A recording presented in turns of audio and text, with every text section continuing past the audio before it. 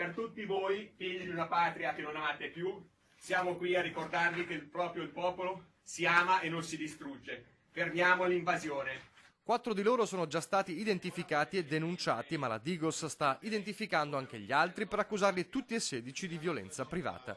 Eppure loro, gli esponenti di Veneto Fronte Schienezza, non arretrano di un passo. Anzi, dopo l'irruzione alla riunione di 2 sere fa all'Assemblea Pubblica Como Senza Frontiere, interrotta tra lo sgomento dei presenti per leggere un volantino proclama di accuse contro l'immigrazione, il gruppo di ultradestra Veneto, che tra i suoi appartenenti conta persone da tutto il nord, ha pubblicato un comunicato ribadendo l'iniziativa. Vi garantiamo che ne seguiranno altri, ha scritto, tutti permeati dello stesso vigore. E precisano, nessuna aggressione, nessuna violenza, solo la lettura di un documento. Il problema è che tutto questo è avvenuto senza che gli organizzatori della serata, ARCI, ACLI, CGIL e gruppi di volontariato, potessero fare alcunché per impedirlo.